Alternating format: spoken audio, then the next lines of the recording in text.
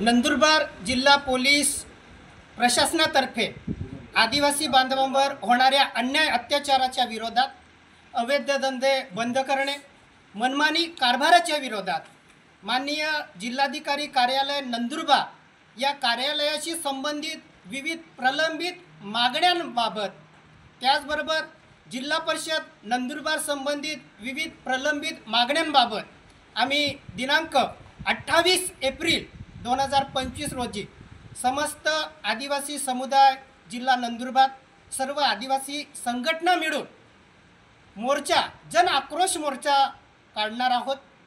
या मोर्चा काढण्याचा मागे मुख्य उद्देश हा आहे की आम्हाला ज्या काही 3 विभागाचे संबंधित जे प्रलंबित मागण्या आहेत त्या पूर्ण झाल्या पाहिजे।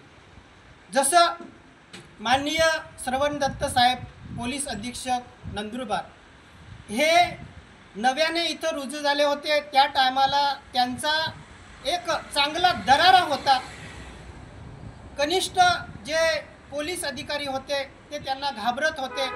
त्यांनी अवैध धंदे बंद करण्यासाठी चांगली मोहीम सुरू केली होती। परंतु आता आपण नंदुरबार जिल्ह्यात जर बघितलं तर सर्रासपणे अवैध धंदे सुरू आहेत। हे अवैध धंदे बंद झाले पाहिजे। या अवैध धंद्यांना खरं जबाबदार हे पोलीस प्रशासन आहेत, खालचे लोकल पोलीस प्रशासन आहेत। अक्षरशः पोलीस ठाण्यामध्ये गुटखे खाणारे पोलीस आहेत। जर पोलीसच गुटखे खात असतील तर अवैध धंदे कसे बंद होतील हा मोठा प्रश्न निर्माण होतो। आणि आमच्या आदिवासी बांधवांवरती मारहाण करणारे, अत्याचार करणारे आरोपी हे सर्रास मोकळे फिरतात, त्यांना पोलीस अटक करत नाहीत। आणि जे काही निलेश देसले, पोलीस निरीक्षक शहादा यांच्यासारखे माजलेले पोलीस आहेत, हे आपल्या अधिकाराचा दुरुपयोग करून माझ्यासारख्या सामाजिक कार्यकर्त्यांवरतीच दमदाटी करतात आणि आदिवासी बांधवांना दमदाटी मारहाण करून पोलीस ठाण्यातून हाकलून देतात, आदिवासींची तक्रार नाकारतात। त्यांच्यावरती कारवाई झाली पाहिजे। आणि त्याचबरोबर माननीय जिल्हाधिकारी मॅडम मिताली शेट्टी मॅडम ह्यासुद्धा डोंगर भागामध्ये जाऊन लोकांसाठी चांगलं काम करत आहेत, म्हणून आम्ही त्यांचं कौतुक करतो। परंतु काही गोष्टी त्यांच्याकडूनही राहत आहे। जसं बिलीचापडा येथील वनदावे गेल्या 5 वर्षापूर्वी तत्कालीन जिल्हाधिकारी यांनी मंजूर केले होते आणि ते हर्षल सोनार या एका लिपिकाने दडपून ठेवले होते आणि तेच वनदावे माननीय जिल्हाधिकारी मॅडम यांनी मंजूर केलेले आहेत। आणि हे मंजूर होऊन जवळजवळ 3-4 महिन्यापासून प्रलंबित आहेत, त्यांना अजूनही वनपट्टे मिळत नाही आहेत। म्हणजे मॅडमसुद्धा काही मागण्यांवरती मागण्या पूर्ण करतो, आम्ही वनपट्टे देतो अशा पद्धतीने ते बोलत राहतात, परंतु ॲक्च्युली त्यावरती अंमलबजावणी होत नाही। म्हणून आमची मॅडमांबद्दलसुद्धा नाराजी आहे।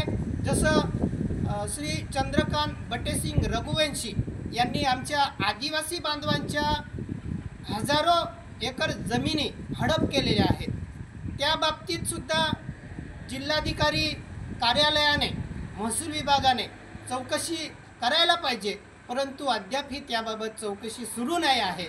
म्हणून आम्हाला असं वाटतं हे जे वरिष्ठ अधिकारी आहे हे कोणाच्या पुढाऱ्याच्या दबावाखाली काम करतात का?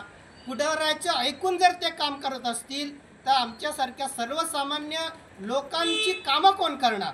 म्हणून यांनी पुढाऱ्यांच्या इशाऱ्यावरती कामं करू नये, सर्वसामान्य लोकांच्या मागण्यासुद्धा पूर्ण कराव्यात, यासाठी आमचा हा मोर्चा निघणार आहे। आणि जिल्हाधिकारी, जिल्हा परिषद नंदुरबार संबंधित माननीय श्रवण कुमार जे काही CO साहेब आहेत ते सुद्धा जे काही आम्ही मागण्या तिथं मागायला जातो ते सुद्धा करेंगे असं बोलतात, परंतु क्या करेंगे, कुछ नहीं करेंगे व कुछ नहीं करते असा आमचा अभिप्राय आहे। म्हणजे जे काय आम्ही मागण्या त्यांच्याकडे दिलेल्या आहेत त्याबाबत अद्यापही अंमलबजावणी होताना दिसत नाही आहे। आणि त्यांचे जे कनिष्ठ अधिकारी आहेत ते त्यांचं ऐकत नाही आहेत। जसे विविध तालुक्यातले जे BDO आहेत ते त्यांचं ऐकत नाही. ग्रामपंचायतचा मोठा भ्रष्टाचार या जिल्ह्यामध्ये सुरू आहे. त्याबाबत ग्रामसेवकावरती सरपंचावरती कारवाई होत नाही आहे. अशा अनेक मागण्या आहेत ज्यामध्ये जिल्ह्यातील पुढारी हस्तक्षेप करतात आणि हे भ्रष्टाचारी जे आदिवासींवरती अत्याचार करणारे लोक आहेत ते मोकाट फिरतात, त्यांच्यावरती कारवाई होत नाही. आणि जिल्ह्यात विविध भागामध्ये आमच्या आदिवासी बांधवांना अजूनही पाणी मिळत नाही आहे, वीज नाही आहे, शाळा नाही, अंगणवाडी नाही, दवाखाना नाही, म्हणून ॲम्ब्युलन्समध्ये रुग्णांना न्यावं लागतं. अत्यंत वाईट परिस्थिती जिल्ह्यामध्ये असूनसुद्धा हे जे वरिष्ठ अधिकारी आहेत, IPS IAS अधिकारी आहेत, यांनी या गंभीर विषयाकडे दखल घेऊन त्यावरती अंमलबजावणी करणं आवश्यक आहे. आमची तर या IPS आणि IAS अधिकाऱ्यांवरती एवढा विश्वास आहे की यांनी जर ठाम जर निश्चय केला तर आमच्या जिल्ह्यातल्या सगळ्या समस्या सुटू शकतात. परंतु हे जे अधिकारीसुद्धा कुणाच्या तरी पुढाऱ्यांच्या दबावाखाली काम करतात असं आम्हाला वाटतं. म्हणून यांनी निडरपणे काम करावं. आमच्या संघटनांच्या ज्या ज्या मागण्या आहेत त्यावरती त्यांनी काम करावं आणि त्या मागण्या त्यांनी पूर्ण कराव्या. यासाठी आम्ही समस्त आदिवासी समुदायातर्फे दिनांक 28 एप्रिल 2025 रोजी जन आक्रोश मोर्चा आयोजित केलेला आहे. जिल्ह्यातील सर्व संघटना, सर्व सामाजिक कार्यकर्ते, आदिवासी बंधू भगिनींना आम्ही जाहीर आवाहन करतो